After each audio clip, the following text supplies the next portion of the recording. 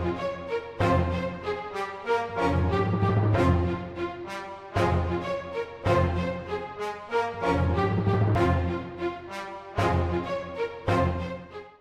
to Capital Review with State Representative Paul Gardner. I'm your host, Mike Howard. Representative, thanks for joining us.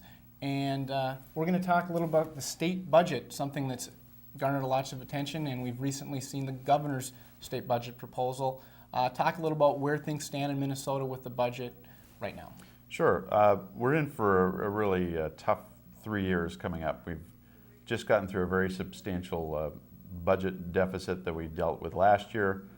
Assuming all the governors and allotments are, at least that number, stay the same and we ratify somewhere in that vicinity, we still have another $1.2 billion to make up for the next 17 months or so of this current 2-year budget.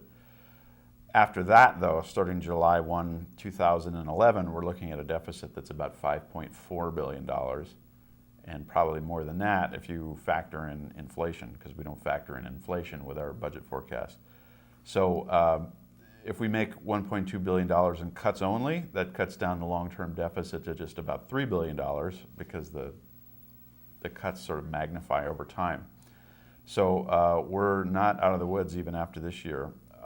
If we were to talk about any new revenue on the tax side, which I don't think is really going to be a reality this year because the governor seems to be just as committed to his position as before, that's probably going to have the effect of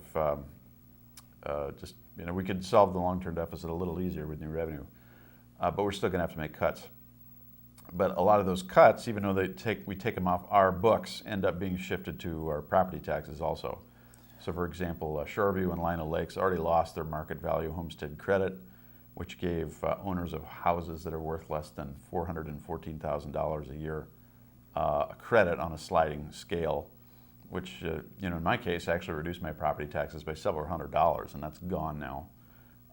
Schools are going to be held harmless perhaps, but costs continue to go up, and we rely more and more on property taxes to fund that.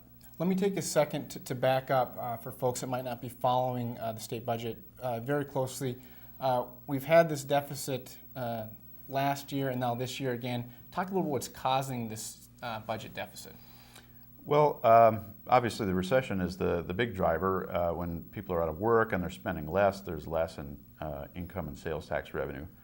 But even with that, there's been a structural deficit that we've had where some tax cuts were given out in the late 90s and the early part of this last decade. And the spending formulas have sort of stayed the same.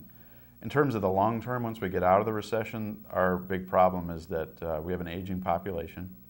So they call it the silver tsunami. And by 2020, we'll have more people retired than kids in school. And that has enormous fiscal repercussions for the state, meaning that, and the people who are going to retire spend less, they'll live off their retirement, so they'll pay less in income and sales taxes.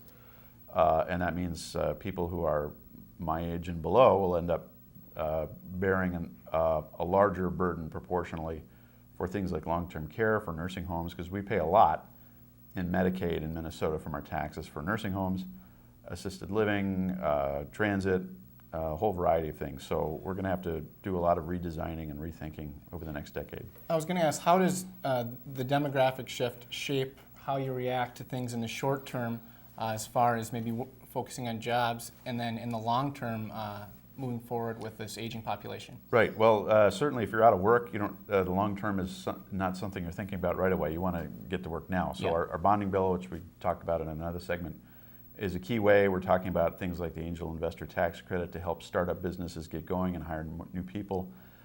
So there's a variety of measures we'll take, but over time we hope that that will kick in, people get to work, more tax revenue will come in, and we'll be able to balance the budget.